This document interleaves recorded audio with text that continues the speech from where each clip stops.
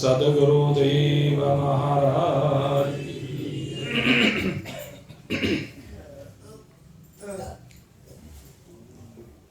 आज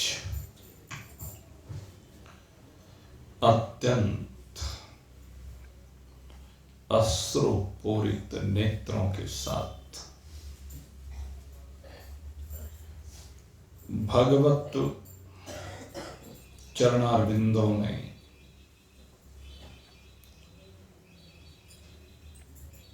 सद्गुरुदेव की कृपा से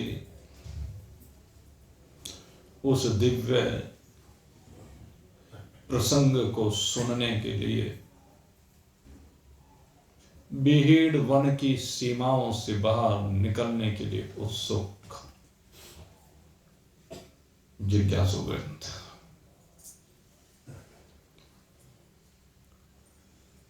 आज का दिन माघ शुक्ल त्रयोदशी। यह दिन हमारे जीवन का एक अविस्मरणीय दिन है, क्योंकि आज ही के दिन मेरे गुरुदेव इस देही भाव से विनिर्मुक्त होकर के विदेह मुक्ति के उस दिव्य रास्ते पर आगे बढ़ गए, जिस पर आगे बढ़ने से वह सार्वभौम हो गए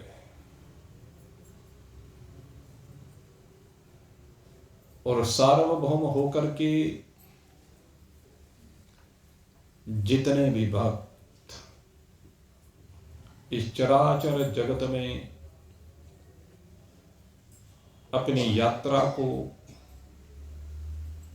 परमात्मा के साथ एक रूपता प्रदान करने के इच्छुक हैं, उन सब के हृदयों में विराजमान होकर के उनकी चेतना बन गए, उनके प्राण बन गए, उनको संजीवनी शक्ति प्रदान करते हुए उन्हें ब्रह्म के साथ एक रूप करने का निरंतर प्रयास चलता रहा है। मेरे मित्रों, ये जो यात्रा निरंतर इस शरीर के माध्यम से हम कर रहे हैं, शरीर तो सब जानते हैं विनाशी है, लेकिन इस विनाशी में अविनाशी सदा विराजमान रहता है। उस अविनाशी का बोध हमें होता नहीं है। सद्गुरुदेव की कृपा से उस अविनाशी का बोध करना, यही इस जीवन का प्रयोजन है। प्रत्येक कथा केवल उस अविनाशी का बोध कराने के लिए ही है। अगर उस अविनाशी का बोध इस शरीर के रहते रहते कर लिया तब तो ठीक है, और अगर नहीं कर पाए तो वेद भगवान कहते हैं महत ही विनष्ट, उसने महान विनाश कर दिया है।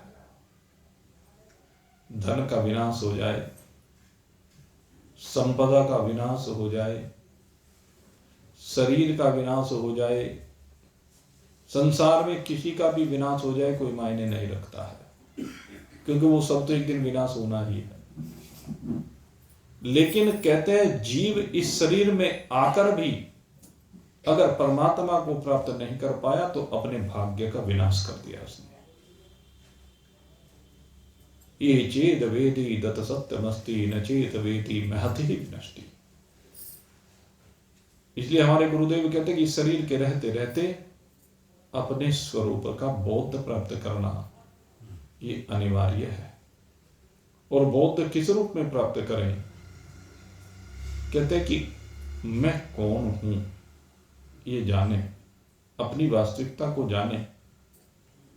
मैं देही भाव से बिल्कुल विलग हूं, मैं इंद्रियों के भाव से विलग हूं, मैं अंतःकरण की सीमाओं से बाहर हूं, मैं तीनों गुणों की सीमितता से भी बाहर हूं, परे हूं। मैं शुद्ध सच्चिदानंद घन ब्रह्म हूं। अहम निर्विकल्पो निराकार रूपो विभुर्व्याप सर्वत्र सर्वेन्द्रियाणि सदा मे समत्वं न मुक्तिर्न बन्धः चिदानन्दरूपः शिवोऽहं शिवोऽहं चिदानन्दरूपः शिवोऽहं शिवोऽहं। मेरा वास्तविक स्वरूप क्या है कि शिव है। मेरा वास्तविक स्वरूप ब्रह्म है। मेरा वास्तविक स्वरूप आनंद है, चैतन्यता है, अस्तित्व है, सत्य है। ये मेरा वास्तविक स्वरूप है। इस वास्तविक स्वरूप में ही हमें विद्यमान होना है। इस अपनी वास्तविकता को ही हमें जानना है, समझना है। और अगर इस वास्तविकता को नहीं समझ पाए तो इस संसार के भीड़ वन में हम उलझम पुलझम होते रहेंगे। क्योंकि संसार तो एक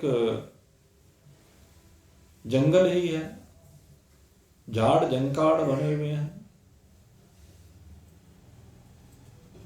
ये संसार झाड़ और जंकाड़ ओलझ पुलझ मर जाई।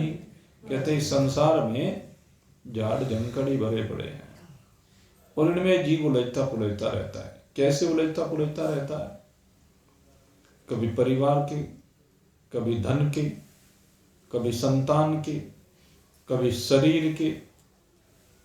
इनके पोषण में लगा रह करके इतनी समस्याएं आती हैं कि बस सारी जिंदगी उन्हीं में उलझम पुलझम करते हुए बस फंसा रहता है।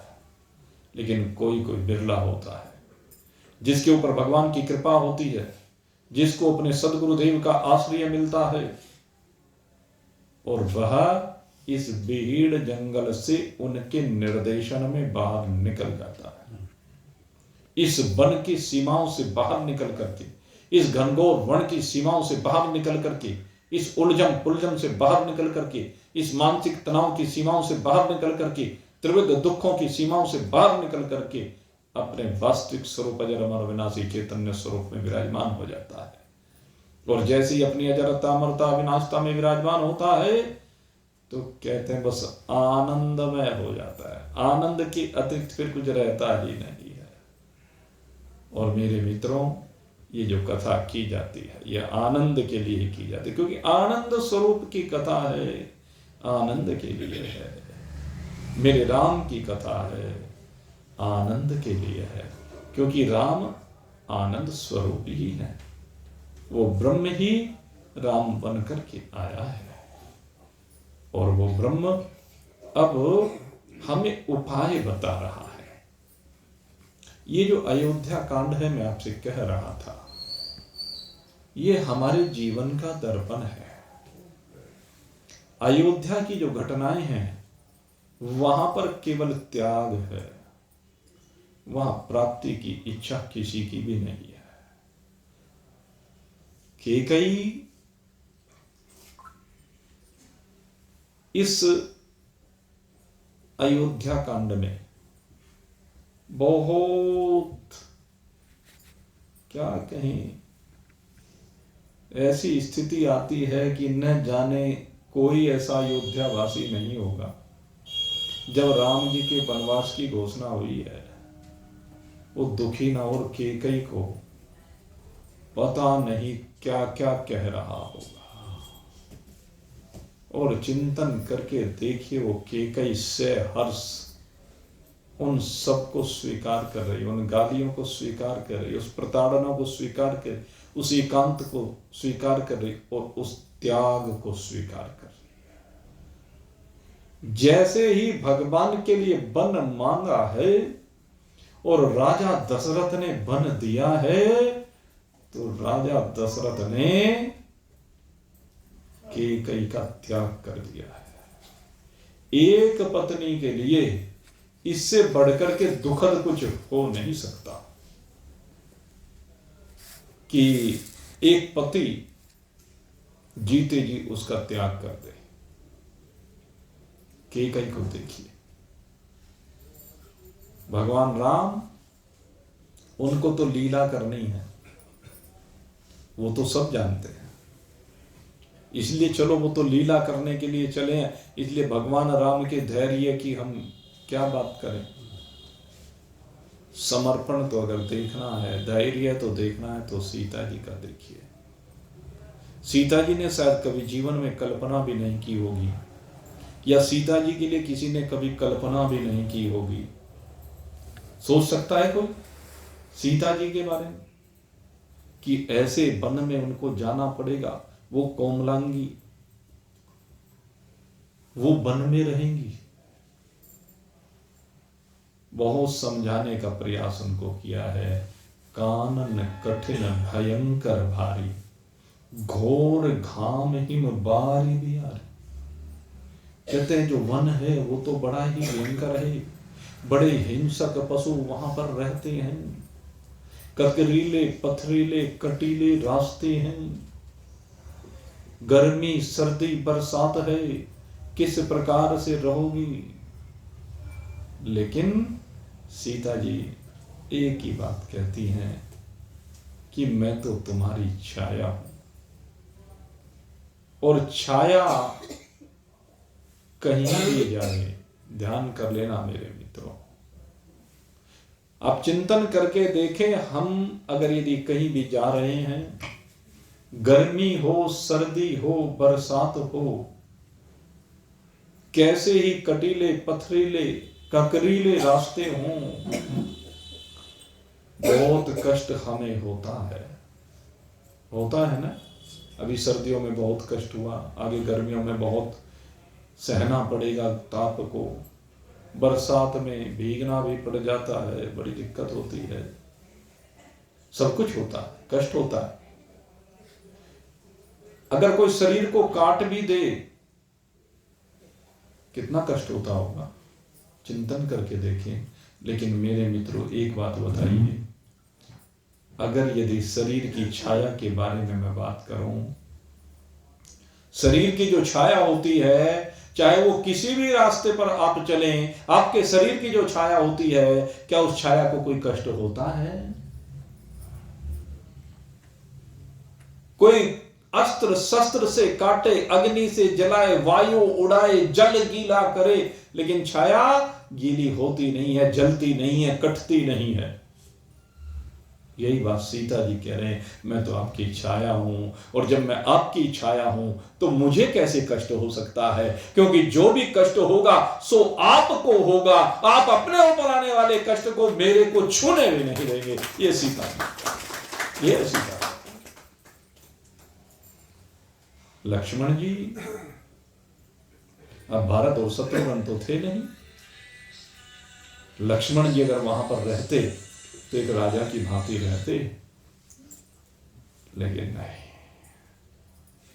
लक्ष्मण कहते हैं, प्रभु आपके अतिरिक्त कोई दूसरा मेरा है ही नहीं। गुरु पितु मात्र न जानहु काहू, कहु सुभावनाथ पति आहू। जह लग जगत सनेह सगाई, प्रीत परतीत निगम निजुगाई। कहते हैं, हे प्रभु, मैं कुछ नहीं जानता, मेरे तो सब कुछ आप ही हैं। मोरे सबई एक तुम स्वामी, दीन बंधुर अंतर जामी। हे प्रभु, मुझे कुछ नहीं पता, मैं तो जहां आप सो मैं, आपके बगैर मेरा कोई अस्तित्व ही नहीं है।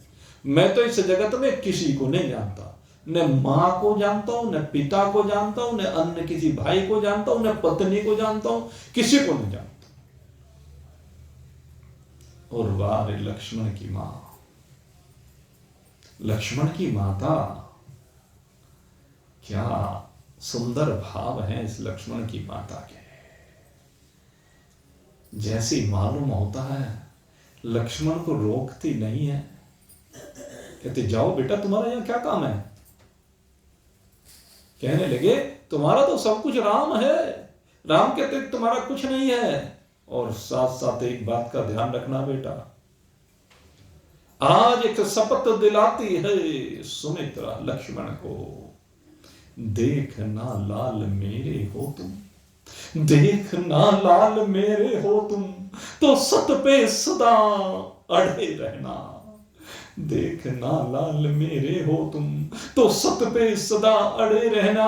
और 14 वर्षों की सेवा में, और 14 वर्षों की सेवा में वीरों की भांति खड़े रहना, वीरों की भांति खड़े रहना।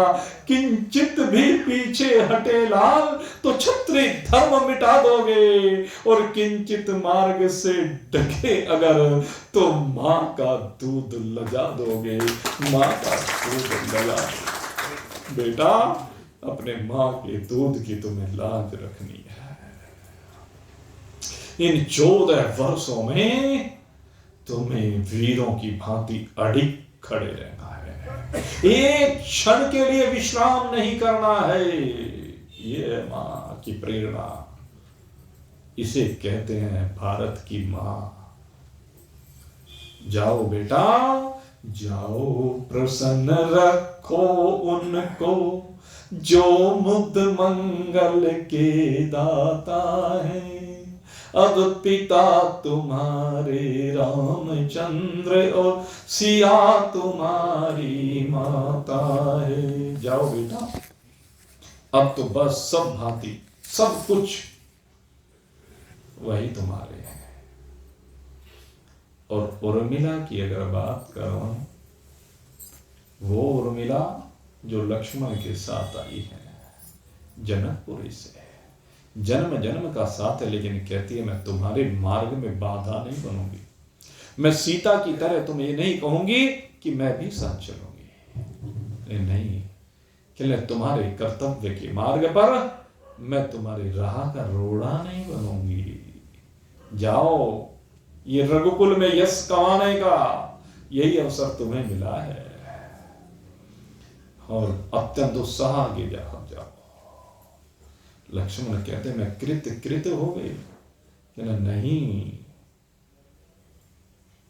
कृत तो मैं हो गई कि मुझे आप जैसा पति मिला है। जाओ, मैं मां भगवती से प्रार्थना करती हूं, वो मां भगवती सदा आपकी रक्षा करेगी। मेरा सतबल ये कहता है।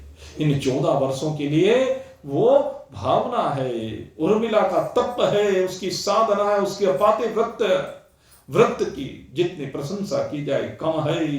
मेरा सतबल ये कहता है, कुछ आंच न पति पर आएगी। ये मूर्ति हृदय की इष्ट मूर्ति, ये मूर्ति हृदय की इष्ट मूर्ति सानंद लौट कर आएगी, सानंद लौट कर आएगी।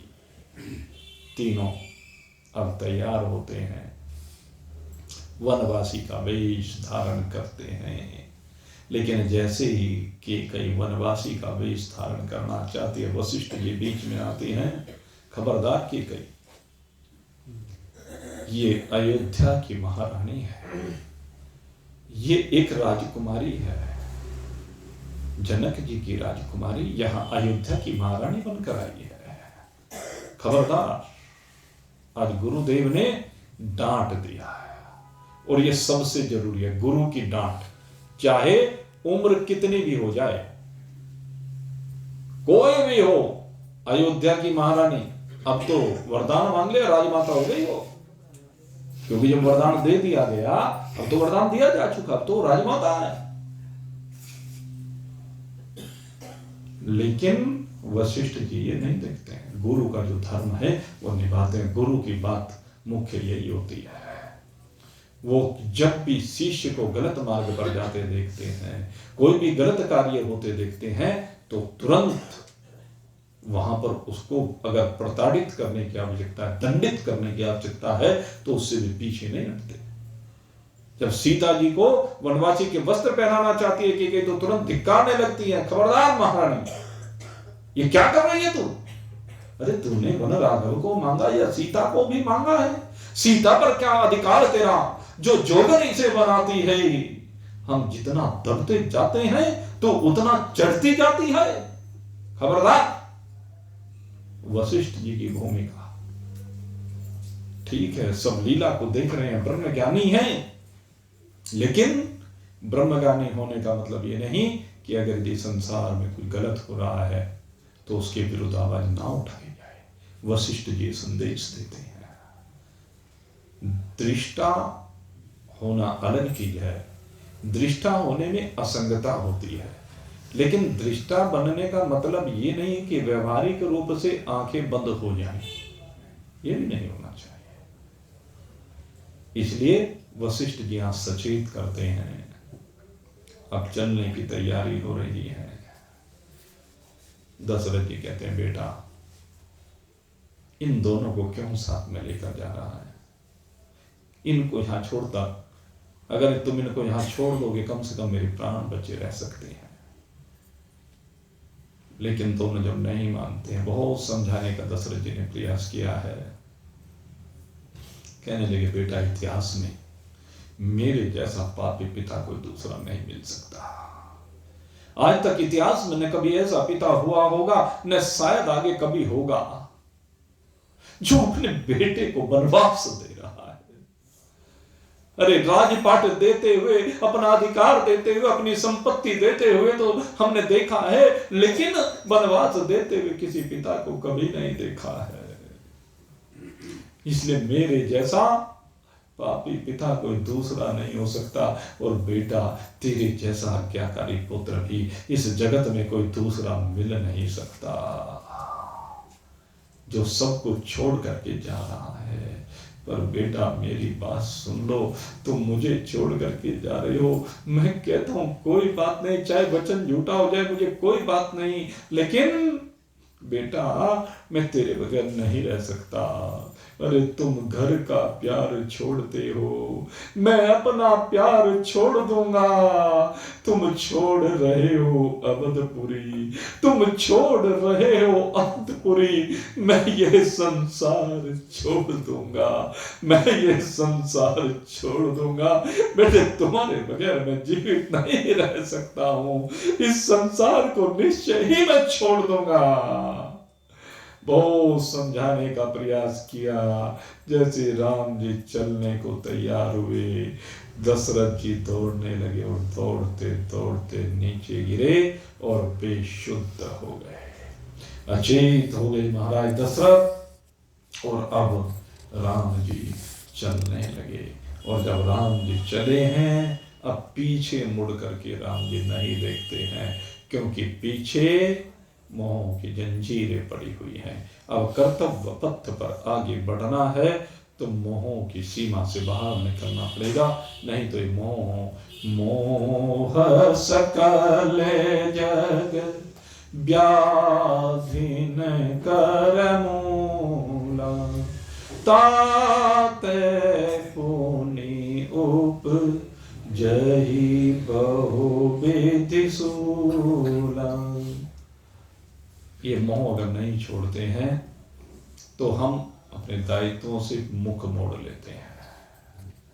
मुख मोड़ने की दायित्वों से आवश्यकता नहीं है, इस मोह के बंधन में फंसने की आवश्यकता नहीं है। दायित्व निर्वहन करना चाहिए, बच्चे हैं उनके प्रति जो फर्ज है उसका निर्वहन करना चाहिए, लेकिन ये नहीं कि उनका दायित्व के बजाय उनके मोह में अंधे हो जाएं, धृतराष्ट्र की तरह से। और आप जानते हैं क्या होगा, भाई थोड़े थोड़े आगे को आ जाए और इधर को हो जाना, थोड़ी सी एक लाइन बीच में अगर आवश्यकता पड़ी तो यहाँ भी लग जाएगी, ठीक है। आप सब भी आगे मिल करके बैठ लीजिए थोड़ा सा, जो पीछे बाद में आए तो उनको स्थान मिलता रहेगा। बोलिए सियावर रामचंद्र भगवान की जय। बच्चों के दायित्व का निर्वहन तो ठीक है, लेकिन मोह में अगर धृतराष्ट्र की तरह से अंधे हो गए तो क्या हुआ? अंधे धृतराष्ट्र का क्या हुआ? कहते जिसकी तुम मोह के अधीन होकर के रक्षा करना चाहते हो वो सब नष्ट हो गया। जिसके लिए तुम अंधे हुए थे वो रहा ही नहीं, वो ही नहीं रहा तो क्या करोगे? काहे का मोह? और यही होता है, अंधे होने की आवश्यकता नहीं है, कर्तव्य पथ पर आगे बढ़ने की आवश्यकता है। अब राम जी कर्तव्य पथ पर जैसे आगे बढ़े तो कर्तव्य पथ पर आगे बढ़ने पर सब सहयोग देने के लिए उनके साथ साथ हो गए थे। जितने भी साथी भगवान के, सब ने देखा, कोई कुछ नहीं कहता, बस चुपचाप पीछे पीछे चल देते हैं। सुमंत्र जी रथ में बैठा करके आगे लेकर चलते हैं। तमसा के तट पर विश्राम पहली रात होता है। सब अयोध्यावासी, अयोध्या में कोई नहीं रहा। जो लोग राजमहल में रह गए, बाकी सारी अयोध्या सोनी हो गई। भगवान ने देखा कि यह गलत हो रहा है। सुमंत्र जी से कहा, बहुत शीघ्रता से उठे और उठ करके कहने लगे रथ को इस प्रकार से लेकर चलो कि किसी को मालूम ना हो किधर गए। और सुमंत्र जी के साथ सबको सोता हुआ छोड़ करके चल देते हैं। इसीलिए कहा है, जो सोवत है सो खोवत है, जो जागत है सो पावत है। अयोध्यावासी सो गए तो राम को खो दिया है। और अब आगे बढ़ते गए और बढ़ते बढ़ते अब आज भगवान पहुंचे हैं श्रृंगवेरपुर।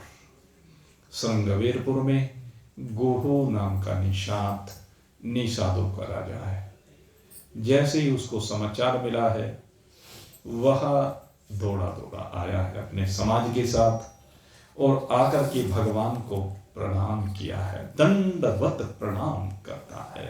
ये गुहू करी दंडवत भेंट धरी आगे, और इसने दंडवत करके भगवान के सन्मुख भेंट रखी है। भेंट से मतलब कंद मूल फल आदि जो सेवा उससे हो सकती है, वो सब सेवा उसने की है।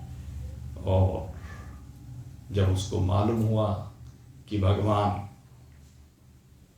वन के लिए आए हैं पिता की आज्ञा से, उसने कहा प्रभु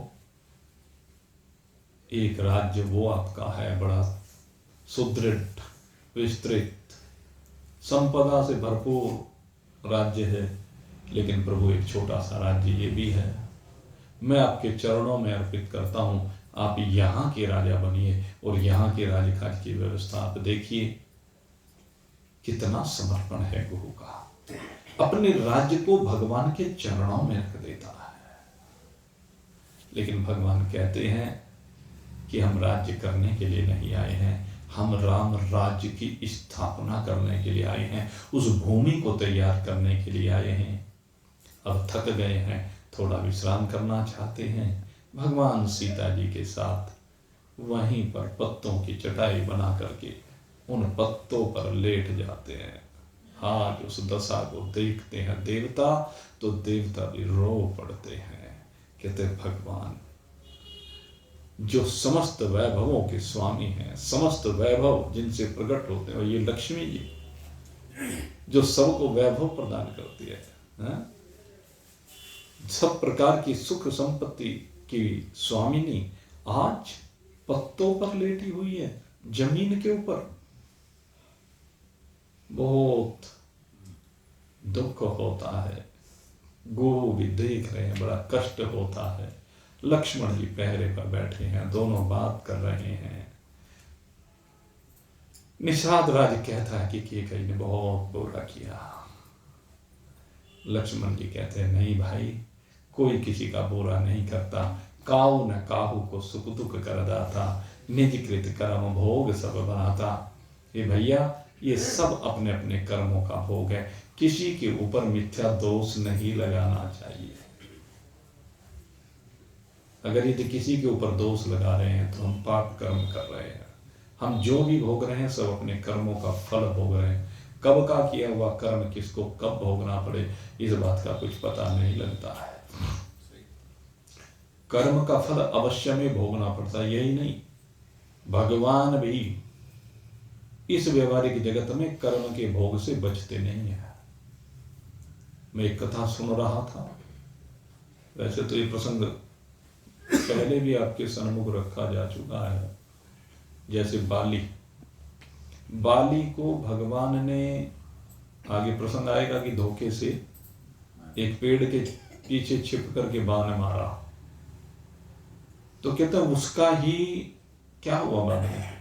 जब भगवान ने कृष्णावतार लिया तो भगवान को वही बाली जरा नाम का व्याग बन करके आया और उसके हाथ से भगवान को बाण लगा। तो हो गया बराबर हिसाब किताब। कर्म प्रधान विश्व कर राखा, जो जस करहि सो तस फल। आप देखिए कर्ण और अर्जुन को, सुग्रीव और बाली को, दोनों को देखिए। अगर यदि हम रामावतार में देखें तो ये दोनों किसके पुत्र हैं? एक सूर्य पुत्र है, एक इंद्र का पुत्र है। द्वापर युग में देखें तो वहां भी ये एक सूर्य का पुत्र है और एक इंद्र का पुत्र है। द्वापर में सूर्य पुत्र कर्ण इंद्र पुत्र के हाथों से मारा जाता है। अर्जुन के द्वारा कर्ण का वध किया जाता है। तो यहां इंद्र के पुत्र ने, और वहां अगर सुग्रीव और बाली को हम देखें तो वहां उलट जाता है। सुग्रीव कौन है? सूर्य पुत्र है और बाली इंद्र का पुत्र है। हिसाब बराबर हो गया। अब ऐसी बहुत सी घटनाएं रामायण में और द्वापर युग में, महाभारत में देखेंगे। पात्र बदले हैं लेकिन घटनाओं की पुनरावृत्ति हुई है। इसी तरह हिसाब किताब बराबर होता है। तो भगवान की इस दशा को देख करके निषाद को यही समझा रहे हैं। और पूरी रात ऐसी चर्चा करते करते व्यतीत तो हो गई। प्रातः काल हुआ। प्रातः काल होने के बाद गंगा जी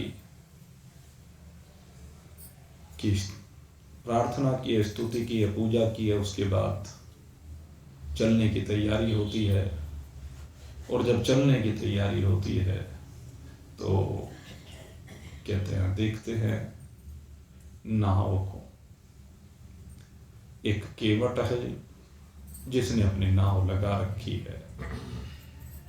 भगवान उस केवट से प्रार्थना करते हैं, भैया हमें परलित उतार दो। और भगवान ने जब उस केवट से नाव मांगी तो कहते हैं, मांगी नाव ना केवटु आना। केवट से भगवान मांग रहे हैं। देखा आपने कभी भगवान को मांगते हुए? भगवान को देते हुए तो हम सदा देखते हैं, लेकिन मांगते हुए भगवान को नहीं देखते। लेकिन आज भगवान मांग रहे हैं, मांगी नाव न केवट आना। और मांगने के बाद भी वो आने से मना कर रहा। क्या अद्भुत बात है। मांगी नाव न केवट आना। भगवान ने कहा, भैया क्या बात है, क्यों नहीं आते हो? क्या तुम यात्रियों को गंगा पार नहीं कराते हो? परली पार लेकर के नहीं जाते हो? कहते मेरा तो धंधा ही यही है। कहने लगे, फिर धंधा है तो फिर मना क्यों कर रहा है?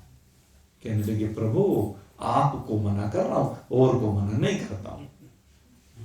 कहने लगे, क्यों मना कर रहा है? कहने लगे, उसके पीछे कारण है। अरे भाई कारण बता तो सा।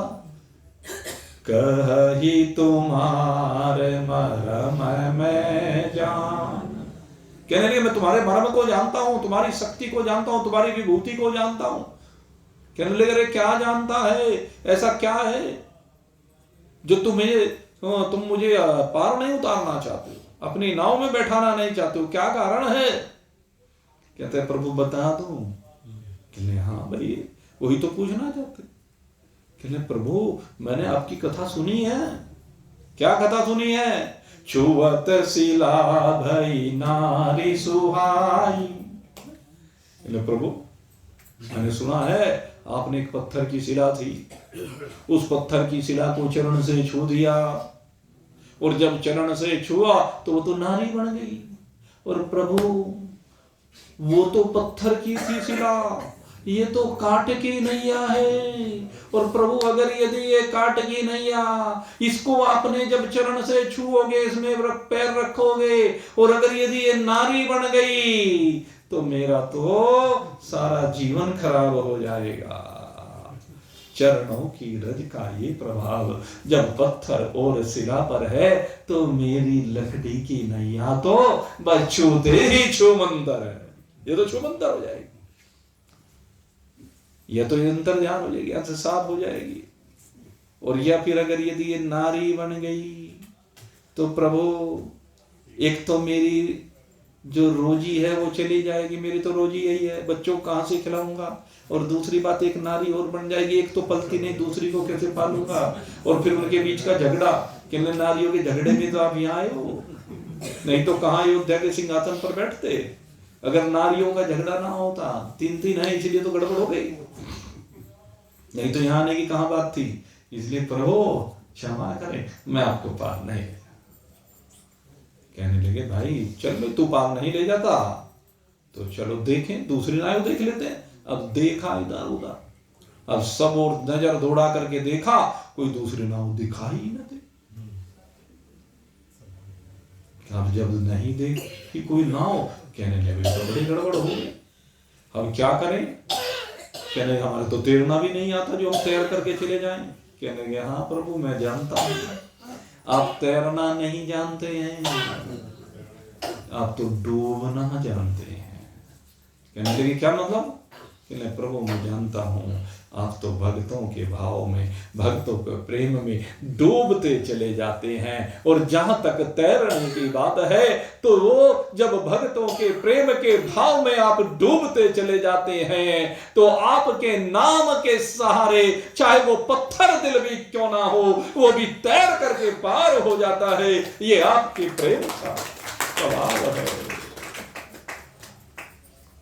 कहने लगे भाई वो तो बात ठीक है जो तू कह रहा है, लेकिन भाई हमें तो पार जाना है, और भाई अब जल्दी जाना चाहते हैं। क्यों? कोई मुहूर्त निकलवा के आई? आपने पहले से कहीं किसी को निमंत्रण दे रखा है, या किसी ने आपको निमंत्रण दे रखा है?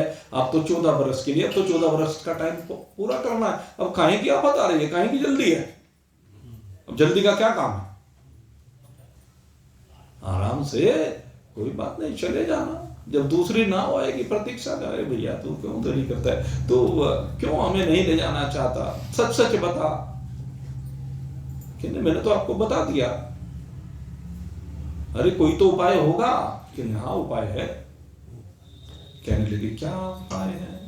कहने लगे प्रभु अगर यदि आप पार जाना चाहते हो, इस नैया में बैठ करके पार जाना चाहते हो, जो प्रभु पार अवसी गाचहु, मोहि पद पदुम पखारन केहु। तो प्रभु सीधी बात है, मुझे कहिए कि मेरे चरणों को धो ले। कहने लगे क्या मतलब? हाँ आप कहो तो मैं आपके चरणों को धो सकता हूं। अगर आपके चरणों को धो लूंगा मैं, और धो करके अगर इनको खूब अच्छी तरह मल के इनकी जो धूली है उसको साफ कर दूंगा। कहने लगे मुझे आपके चरणों से डर नहीं है, इस चरणों की धूली से डर है।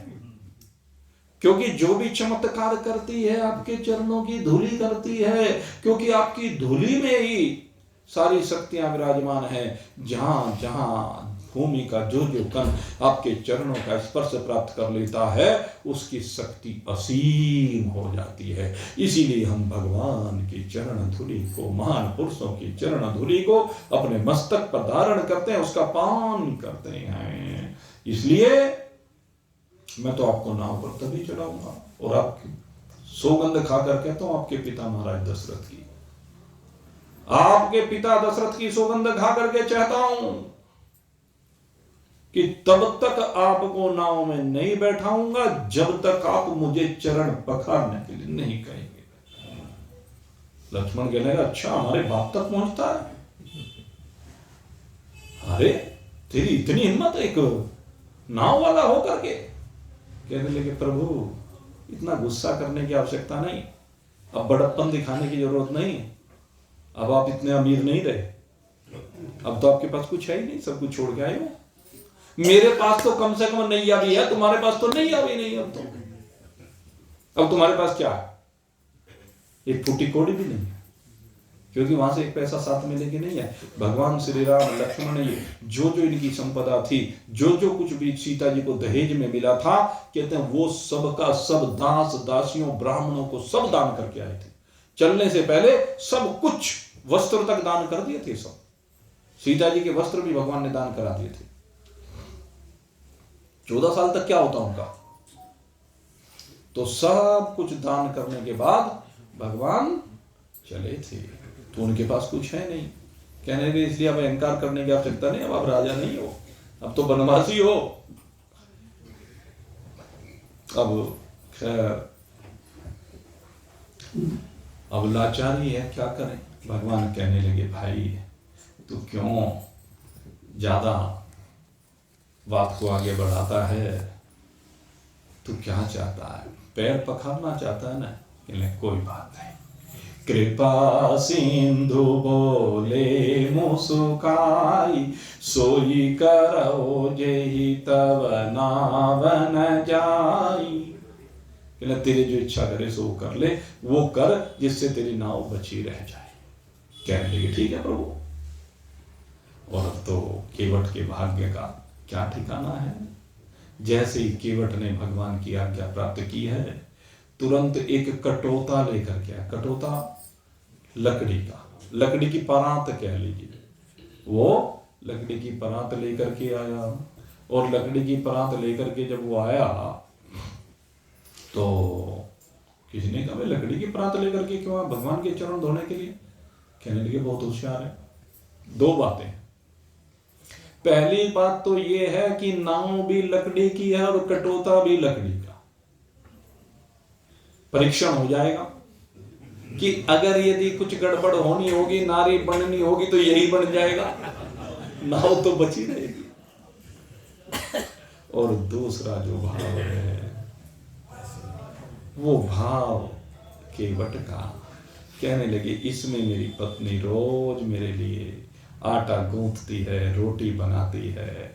कहते हैं जब ये कटोते में मैं भगवान के चरण पखारूंगा, तो चरण पखारने पर ये कटोता उस जल को पी जाएगा।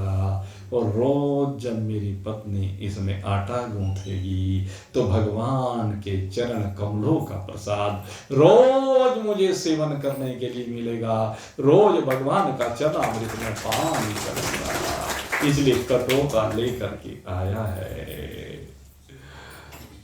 और उस दृश्य को खींचा है संत ने।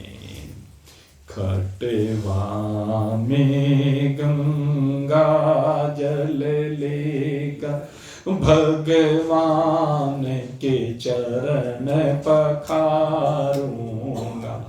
खटवा में गंगा जल लेकर भगवान के चरण पखारूंगा। प्रभु चरणों को जल दर्पण में मैं बारंबार निहारूंगा। प्रभु चरणों को जल दर्पण में मैं बारंबार निहारूंगा। खटवा में गंगा जल लेकर भगवान के चरण पखारूंगा। मैं सेवक हूँ, प्रभु हैं स्वामी, सुध लेंगे मेरी अंतर्यामी। मैं सेवक हूँ प्रभु है स्वामी, सुध लेंगे मेरी अंतर्यामी। मैं अपने निर्मल भावों से, मैं अपने निर्मल भावों से प्रभु मूरत मन में धारूंगा। खटवा में गंगा जल लेकर भगवान के चरण पखारूंगा। खटवा में गंगा जल लेकर भगवान के चरण पखारूंगा। मेरा रोम रोम हर्षाया है, पड़ा प्रभु चरणों का साया है। मेरा रोम रोम हर्षाया है, पड़ा प्रभु चरणों का साया है। प्रभु को आधार बनाया है, प्रभु को आधार बनाया है। तन मन चरणों में डालूंगा। खटवा में गंगा जल लेकर भगवान के चरण पखारूंगा। खटवा में गंगा जल लेकर भगवान के चरण पखारूंगा। दया भाव का अभिलाषी, सुध लेंगे मेरी सुख राशि। हो दया भाव का अभिलाषी, सुध लेंगे मेरी सुख राशि। चरण कमल की रज लेकर, चरण कमल की रज लेकर मैं जीवन स्वयं सुधारूंगा। खटवा में गंगा जल लेकर भगवान के चरण पखारूंगा। खटवा में गंगा जल लेकर भगवान के चरण पखारूंगा। प्रभु हृदय में मेरे समाए हैं, मैंने सुपने में दर्शन पाए हैं। प्रभु हृदय में मेरे समाए हैं, मैंने सुपने में दर्शन पाए हैं। मेरे हैं नहीं पराए हैं, मेरे हैं नहीं पराए हैं। मैं जीवन का फल पालूंगा। खटवा में गंगा जल लेकर भगवान के चरण पखारूंगा।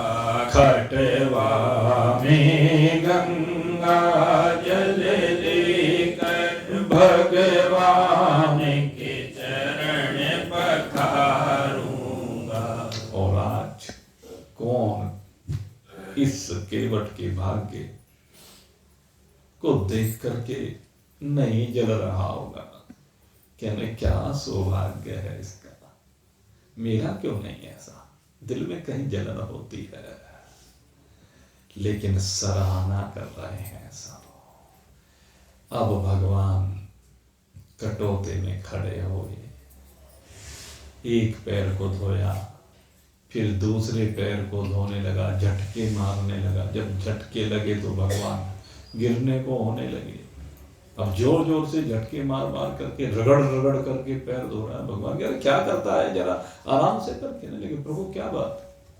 कहने लगे मैं गिर जाऊंगा। कहने लगे प्रभु गिर क्यों जाएंगे, आप एक काम करें, अपने हाथ मेरे सर पर रख लीजिए। और जैसे ये कहा, भगवान ने दोनों हाथों से उसके सिर को पकड़ लिया। क्या सौभाग्य है, देवताओं ने देखा, कहने लगे वाह, अरे आज तो ये केवट इसके ऊपर सारी कृपा लुटा रहे हैं। अरे इनका वरदस्त आज इसके शीश पर रखा गया है। कहते हैं बरस ही सुमन सुर सकल सिहाई, यही सम पुण्य पुंज को नाई। गोस्वामी जी महाराज कहते हैं इसके जैसा पुण्यों का पुंज शायद किसी के पास नहीं है, और हो भी कैसे सकता है। ये जन्म जन्म की साधना है, जन्मों जन्मों से प्रतीक्षा की है इस केवट ने। एक कछुआ हुआ करता था क्षीरसागर का, लेकिन शेषनाग पास नहीं आने देता था, और बार बार इसके मन में इच्छा थी कि भगवान के चरण कमलों का स्पर्श कर लूं, भगवान का आशीर्वाद प्राप्त कर लूं। और वो जन्म जन्म की भावना यम यम वापि स्मरण भावम त्यज्यतन्ते कलेवरम, जिन जिन भावों का स्मरण उसने किया था, उन्हीं भावों के कारण से आज भगवान के चरणों का स्पर्श नहीं, जम करके भगवान के चरणों को धो रहा है। भगवान के आशीर्वाद स्वरूप दोनों आज कर कमल उसके शीश पर रखे हुए हैं। और जब ये हुआ तो कहते हैं सब प्रशंसा करने लगे। लक्ष्मण सीता ही नहीं, धन्य कह उठे स्वयं भगवान शंकर भी। धो रहा धन्य चरणों को ही, और रखवाया हाथ शीश पर भी। कैसा अद्भुत सौभाग्य है। और अब भगवान कहते अच्छा चल भैया अब तो बैठा ले। कहने हाँ बैठाऊंगा, पर पहले एक काम कर दीजिए। कहने लगे क्या? आप गंगा के घाट पर आए हैं प्रभु, मैं ऊपर गगन मंडप में देख रहा हूँ, इस भुवन लोक में देख रहा हूँ, मेरे पितृ प्रतीक्षा कर रहे हैं। आज मेरे पितरों को मैं अपने सामने देख रहा हूँ, अपने पिताओं को, पितामहों को, अपनी सारी पीढ़ियों को बड़ी आस लगा करके वो देख रहे हैं। प्रभु मैं चाहता हूँ आप इस नाव में बैठने से पहले एक बार जरा संकल्प कर दीजिए। लक्ष्मण जी कह रहे अरे उंगली पकड़ते पकड़ते पहुंचा पकड़ रहा, भगवान कोई पुरोहित थोड़ा है ना जो काम करेंगे। कहने लगे तो पुरोहितों के भी पुरोहित हैं, आप क्या बात कर रहे हो। और फिर देखो पाप जाना है तो जो मैं कहता हूं मानना पड़ेगा। भगवान ने कहा कोई बात नहीं लक्ष्मण, तो क्यों खाम खा बीच में बात करता है, आज तू रहने दे। अब ये जो करना चाहता है, देखो हमें पार जाना है और नाव कोई दूसरी लगी हुई नहीं, क्योंकि रात में इसने सब केवटों के घरों में जा जा करके प्रार्थना करके उनके पैर छू छू करके सबसे कह दिया था कि कल भगवान को मैं पार लेकर के जाऊंगा। पूरी रात इसने प्रयास किया, पूरी रात इसने अपनी नाव को सजाया है। इसके बच्चे भी पूरी रात जागते रहे, नाव को सजाते रहे, फूल ले लेकर के आए हैं। ऐसी सुंदर नाव भगवान के लिए तैयार की है। कहने लगा तो आज इसको कर लेने थे, जो आज इसकी इच्छा है। मैं तो सदा भक्त के अधीन हूं, भगवान भक्त पर अधीन होते हैं, तो आज भक्त के अधीन, इसलिए इसको जो कराना है तू करा लेने दे। और अब तो गंगा जल लिया है हाथ में, तिल लिए हैं, और आज भगवान पुरोहित बने हैं। और पुरोहित बन करके आज भगवान अब संकल्प करा रहे हैं। ओम अद्य तत्सत विष्णुर्विष्णुर्विष्णु नमः परमात्मने ब्रह्मणे द्वितीय प्रार्थे श्री श्वेतवाराह कल्पे वैश्वत मनमंत्र अष्टाविंशते युगे त्रेता युगे अंतिम चरणे जम्बुद्वीपे भरतखंडे आर्याव्रतं तारकते ब्रह्मवर्ते गते श्री पुण्य क्षेत्रे गंगा तीरे श्रृंगवेरपुर सुभिस्थाने मासानाम कार्तिक मासे शुक्ल पक्षे श्री लक्ष्मी नारायण देव प्रसन्नार्थम पितृतर्पणम अहम करिष्ये। और जैसे ही पितृ तर्पण किया है, आकाश में विराजमान जितने भी पितृ हैं, उसी समय वैकुंठ से भगवान के दिव्य विमान आए हैं, उनके पार्षद आए हैं, और भगवान के पार्षद उनके पितरों को उन विमानों में बैठा बैठा करके ले जाने लगे। और साधु साधु कह करके पितरों ने आज आशीर्वाद दिया है अपने उस केवट को, बेटा पुत्र हो तो तेरे जैसा हो, जिसने अपने पितरों को भी तार दिया है। आज भगवान जिसके द्वार पर आ गए हैं, और आज जो भगवान को पार करने के लिए तत्पर है, आज उसकी वजह से भगवान ने हम सबको तार दिया है, पुष्प वर्षा होने लगी है। और उसके बाद नाव में बैठे हैं, नाव में बैठा करके आगे अब चल रहा है केवट, और नाव में जैसे जैसे आगे बढ़ते चले गए, अब बीच मझधार में नाव पहुंची तो झटके लगने लगे। भगवान कहने लगे, अरे भैया डर लगता है। कहने प्रभु आपको भी डर लगता है? कि हाँ भाई, तो ये झटके लग रहे हैं बहुत मझधार में, क्यों, जरा आराम से नाव चलाना है। कहने प्रभु आपको डर लग रहा है, और जब जीवों को बार बार, ये संसार के जो जीव हैं, ये जब बार बार यहाँ संसार में झटके खाते हैं, ऊपर से नीचे पटक दे, तो इनको बार बार कभी इधर से उधर फेंक दिया, कभी उधर से उधर फेंक दिया, इनको कितना कष्ट होता है, कभी सोचा आपने? ये प्रभु आप तो एक दो झटकों में भयभीत हो गए। जरा देखो तो इस मनुष्य शरीर में कितने झटके लगते हैं इस जीवन की यात्रा में।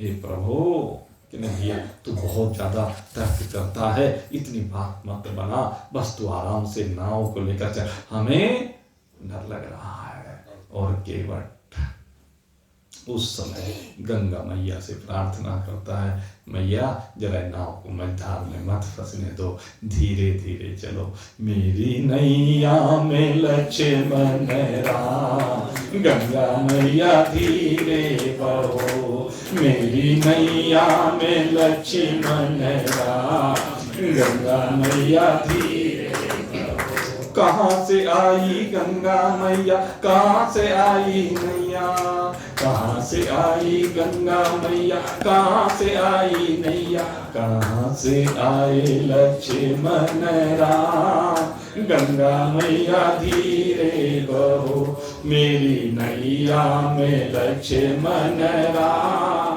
गंगा मैया धीरे बहो। वैकुंठ से आई गंगा मैया, केवट लाए नैया, वैकुंठ से आई गंगा मैया, केवट लाए नैया, अयोध्या से आए लक्ष्मण राम, गंगा मैया धीरे बहो, मेरी नैया में लक्ष्मण राम, गंगा मैया धीरे। किसकी नैया किसकी गंगा, किसकी नैया किसकी गंगा, किसकी नैया, किसके हैं लक्ष्मण राम, गंगा मैया धीरे बहो, मेरी नैया में लक्ष्मण राम, गंगा मैया धीरे बहो। भगरथ की गंगा केवट की नैया, भगरथ की गंगा केवट की नैया, राजा दशरथ के हैं लक्ष्मण राम, गंगा मैया धीरे बहो, मेरी नैया में लक्ष्मण राम, गंगा मैया धीरे बहो। क्या करे गंगा क्या करे नैया, क्या करे गंगा क्या करे नैया, क्या करे लक्ष्मण राम, गंगा मैया धीरे बहो, मेरी नैया में लक्ष्मण राम, गंगा मैया धीरे। गंगा क्या करती है और नैया क्या करती है, अब बता रहे हैं। पाप धोए गंगा पार उतारे नैया, पाप धोए गंगा पार उतारे नैया, और भव सागर से तारे लक्ष्मण राम, गंगा मैया धीरे बहो, मेरी नैया में लक्ष्मण राम, गंगा मैया धीरे बहो। निषाद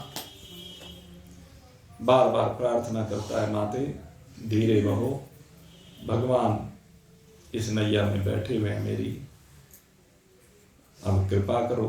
गंगा जी ने प्रार्थना को सुना और बहुत सौम्य रूप में गंगा जी का प्रवाह बना और धीरे धीरे नाव आगे बढ़ती चली गई और उसके बाद गंगा से पार उतरे हैं। और जैसे ही गंगा से पार उतरे, केवट उतर दंडवत किया। अब केवट ने भगवान को दंडवत प्रणाम किया है और देखा भगवान ने कि आज इसने हमें नैया से पार उतारा है, इसको कुछ देना चाहिए।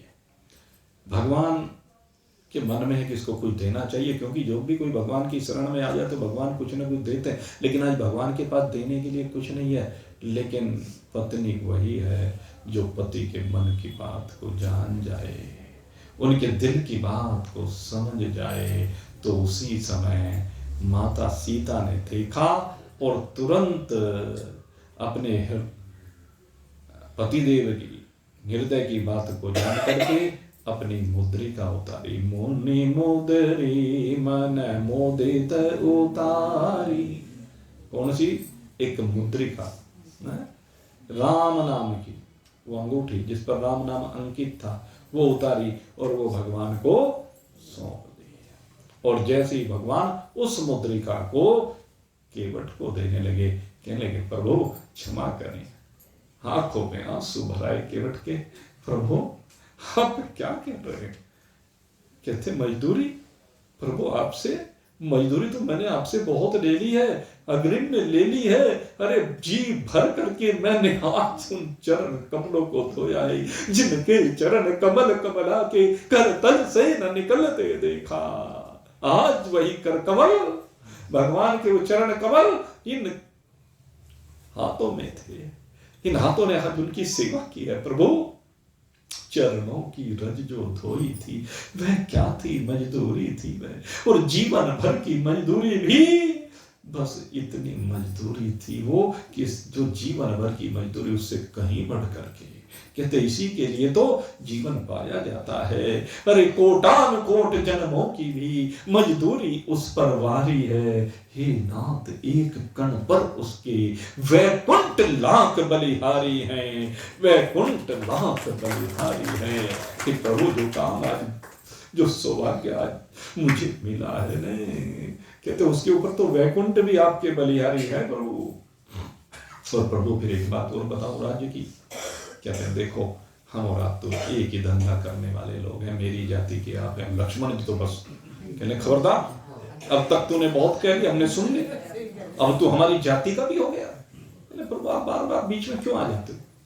अरे ये भक्त और भगवान की बात है, भक्त और भगवान के बीच में किसी को आने की आज्ञा नहीं है।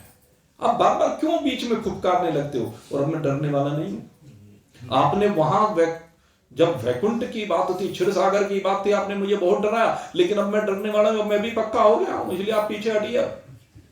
भगवान कहते हैं भैया तो पीछे कोई बात नहीं, इसको कह लेने दे, क्या कहना चाहता है। कहने लगे प्रभु हम और आप तो एक ही जाति के हैं, और आप जानते हैं कि एक जाति वाले एक जाति तो अपनी जाति वाले से कभी कोई मजदूरी नहीं लेते हैं। धोबी धोबी से कोई मजदूरी लेता है क्या? नाई नाई से कोई मजदूरी लेता है क्या? लोहार लोहार से मजदूरी लेता है क्या? सुनार सुनार से मजदूरी वो लेता है क्या मजदूरी? तो फिर प्रभु मैं कैसे आपसे मजदूरी ले लूं? कहने लगे भैया तू और हम एक जाति के कैसे, जरा ये भी बता दे।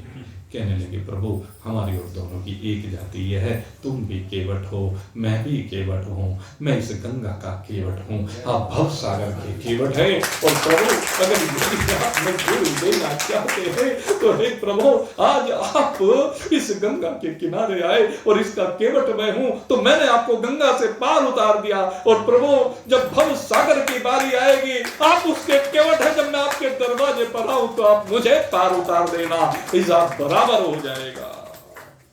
भगवान ने कहा धन्य है तू केवट, धन्य है तेरा भाग्य। उसके भाग्य की सब सराहना कर रहे हैं, ऐसा अद्भुत भाग्य है। और कहने लगे फिर आज फिर से बांध दिया भगवान को। कहने लगे प्रभु, और फिर अभी 14 वर्ष के लिए आप वनवास जा रहे हैं। जो 14 वर्ष के लिए आप वनवास में जा रहे हैं, अगर यदि आपको मजदूरी देनी ही है तो एक काम करना, फिरती बार मोही जो देवा सो प्रसाद मैं सिर धर लेवा। आप जो है वापसी में आते हुए जो भी मजदूरी आप देना चाहें, मैं उसको प्रसाद समझ करके स्वीकार कर लूंगा। इसलिए आज पहले ही बांध दिया भगवान को, वापसी में मेरे पास होकर के आना। और वापसी में जब लंका से विमान चला तो भगवान या तो भारद्वाज ऋषि के आश्रम पर रुके या इस निषाद राज, इस केवट को लेने के लिए, इस केवट को लेकर के गए भगवान। और यही बात है कि कहते हैं जो अपने शरीर रूपी नैया में भगवान को बिठाता है तो भगवान उसे अपने विमान में बैठा करके अपनी वैकुंठपुरी में लेकर के जाते हैं। वापसी में भगवान विमान में बैठा करके केवट को अपने अयोध्या धाम में लेकर अपने साथ गए हैं। और इसके साथ यहाँ पर भगवान अब आगे बढ़ते हैं। आगे बढ़ करके भगवान पहुँचते हैं भारद्वाज ऋषि के आश्रम में। वहाँ भारद्वाज ऋषि के आश्रम में बड़ा स्वागत सत्कार भगवान का होता है। उसके बाद वो आगे बढ़ते हैं और आगे बढ़ने पर जाते हैं भगवान वाल्मीकि जी के पास। और वाल्मीकि जी के पास जाकर के भगवान पूछते हैं कि मैं अब यहाँ 14 वर्ष व्यतीत करने हैं, अब मुझे कहाँ जाना है। वाल्मीकि जी कहते हैं प्रभु अब मेरी समझ में नहीं आ रहा है कि मैं आपको क्या बताऊं। आप मुझे ऐसी जगह तो बताइए जहाँ पर आप ना हो।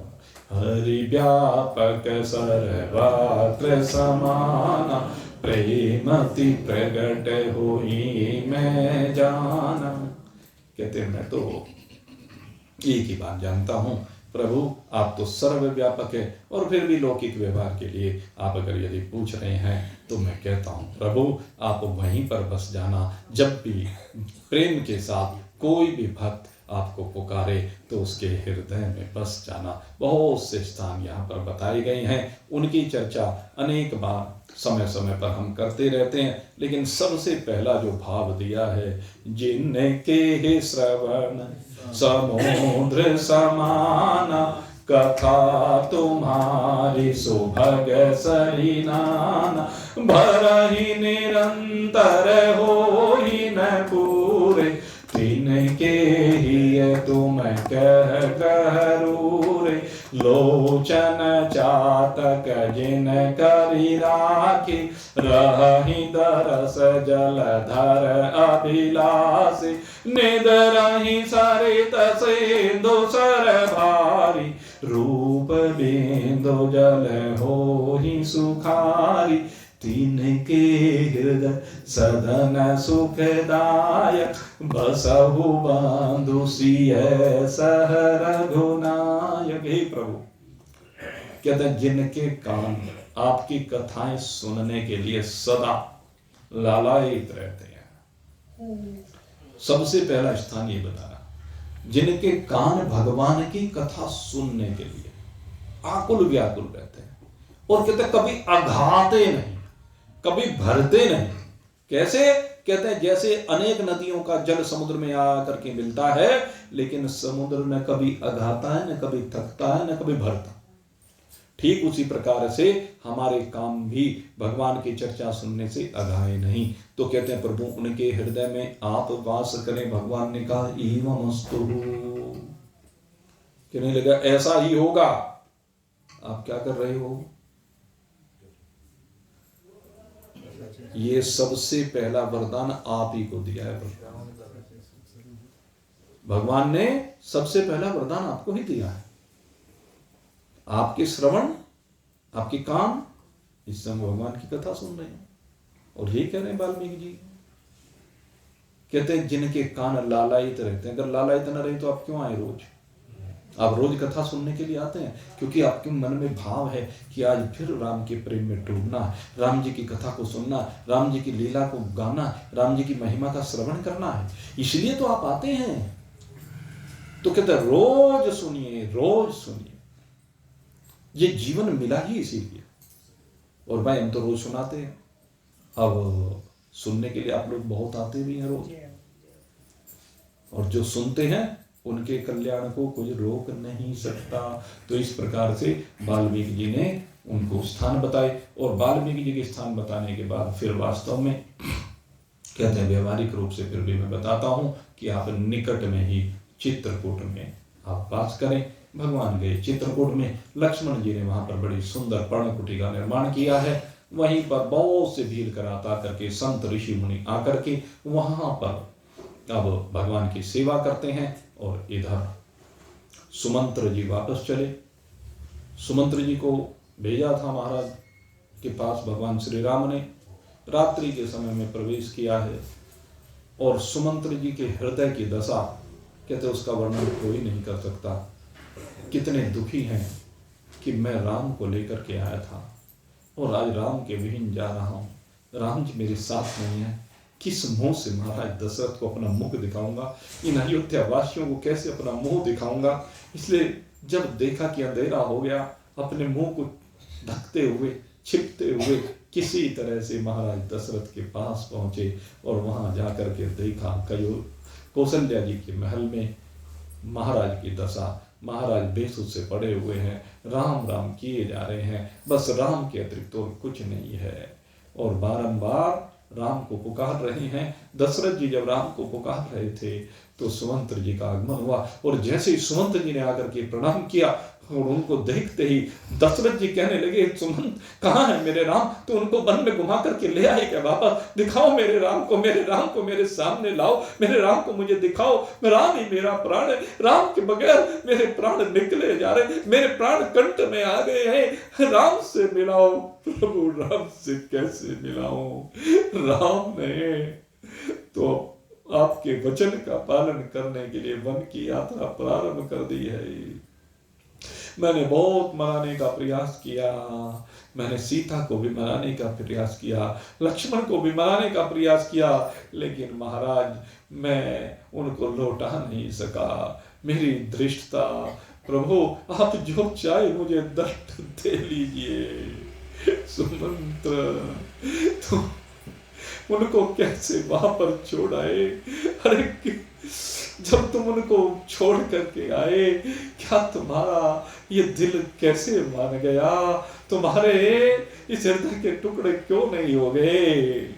कहते प्रभु हृदय के टुकड़े ही लेकर के आपके पास आए, मैं कैसे खड़ा हूं मैं नहीं जानता हूं, बस आपको सूचना देने के लिए ही यहाँ पर आया हूँ प्रभु। और दशरथ जी बार बार पुकारते रहते हैं और राम राम करते रहते हैं, बार बार अचेत होते हैं, बार बार कौशल्या संभालती है, लेकिन कहते हैं महाराज दशरथ कौशल्य आज मुझे कोई बचा नहीं सकता, अब तो मैं जा रहा हूँ, मैं अपने राम के पास जा रहा हूँ। आज मुझे उन मुनि कुमारों का वो साप याद आ रहा है, उस श्रवण की मुझे याद आ रही है, देखो उस श्रवण मुझे लेने के लिए आ रहा है।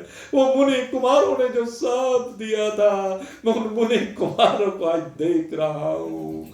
जब धोखे से मेरा बाण श्रवण को लगा था, उन्होंने साप दिया था कि हे राजन, जिस प्रकार से पुत्र के विरह में तड़प तड़प कर हम प्राण दे रहे हैं, उसी तरह से तू भी अपने पुत्रों के विरह में तड़प तड़प के प्राण देगा।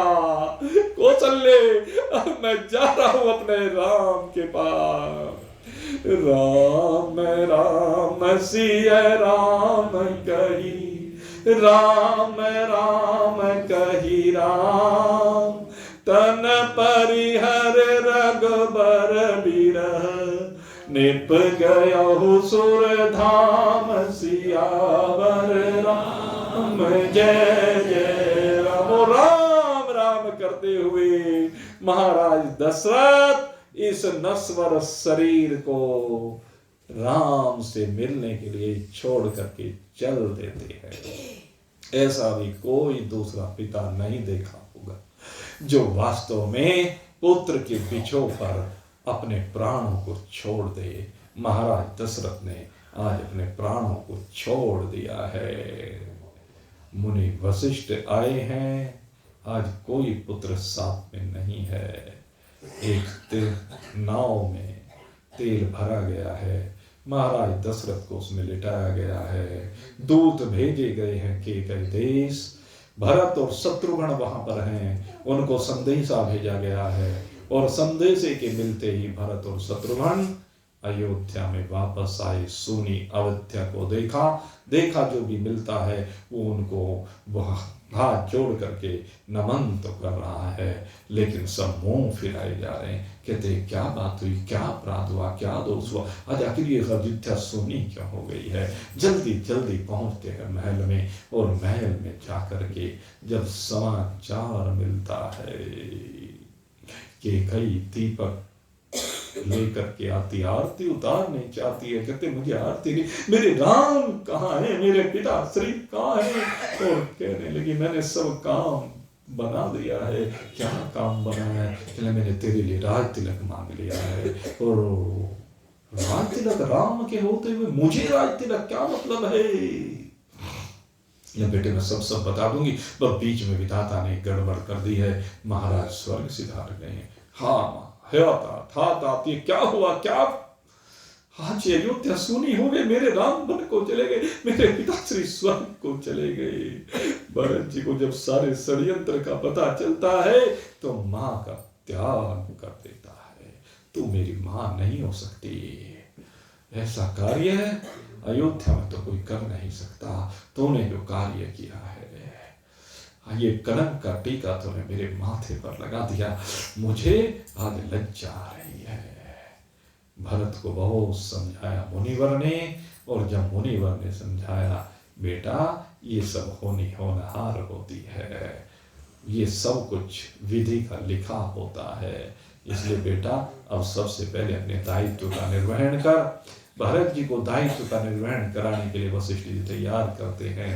महाराज दशरथ का संस्कार किया जाता है और उसके बाद भरत जी कहते हैं मैं राम को लौटा करके वापस लाऊंगा। वन में राम को लेने के लिए जाते हैं, सारी अयोध्या साथ में चल देती है। चित्रकूट में भगवान श्री राम के साथ भरत जी का दिव्य मिलन होता है। भरत जी के तप को देखकर, साधना को देखकर, भाव को देख करके राम जी भी नतमस्तक हो जाते हैं। भारत ही हो ही न राज मद, विधि हरिहर पद पाई, कबहु की कांजी सिकरणी, चिर सिंधु बिलसाई। लक्ष्मण जी जब सोचते हैं कि ये भरत इतनी सेना लेकर के क्यों आ रहा है, तो उस समय राम जी समझाते हैं कि राज मदन यही भाई का प्रेम है, और उस प्रेम को वहां सब ने देखा है। जनक जी का भी वहां पर आगमन हुआ है, सीता जी से जनक जी मिले हैं और सीता जी को देख करके हृदय से लगा लिया, बेटी पवित्र कियहु कुल दो, तेरी वजह से दोनों कुल पवित्र हो गए हैं। बेटी आज तूने मेरे मस्तक को ऊंचा कर दिया है, अपने पातिव्रत्य धर्म पर सदा अड़े रहना। और वहां पर फिर बहुत सी बातें होती हैं और आखिर में भरत और राम जी का जो मिलाप हुआ, भरत जी के प्रेम में राम जी बहे जा रहे हैं, राम जी के प्रेम में भरत जी बहे जा रहे हैं। और सबने विचार किया और विचार करने के बाद कहते हैं कि अयोध्या में यही रीत है, रघुकुल रीत सदा चली आई, प्राण जाए पर वचन न जाई। भरत जी कहते हैं मैं राज्य नहीं करूंगा, राम कहते हैं वनवास में रहूंगा। तो निर्णय किया जाता है कि कोई बात नहीं भरत जी, आप राम जी के चरण पादुका को लेकर के चलें और ये चरण पादुका राजगद्दी पर विराजित की जाए। राम जी 14 वर्ष तक पिता की आज्ञा का पालन करेंगे और तुम वहां उनके सेवक बन करके देख रेख करोगे।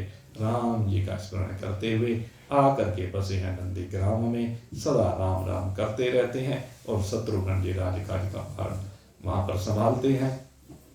इस प्रकार से इधर अयोध्या और उधर चित्रकूट होते होते 13 वर्ष के लगभग व्यतीत हुए और भगवान अब आगे बढ़े और पंचवटी में आकर के पर्णकुटी बनाई है और यहाँ पंचवटी में आकर के रहने लगे हैं, क्योंकि जो अब प्रयोजन है उसको भगवान को पूर्ण करना है और इस प्रयोजन को पूर्ण करने के लिए अब आज विश्राम, कल फिर आपकी सेवा में उपस्थित होंगे। माता सीता का हरण है, बहुत सी लीलाएं हैं, कल आपके सामने रखेंगे। बोलिए सियावर रामचंद्र भगवान की जय, सद्गुरुदेव महाराज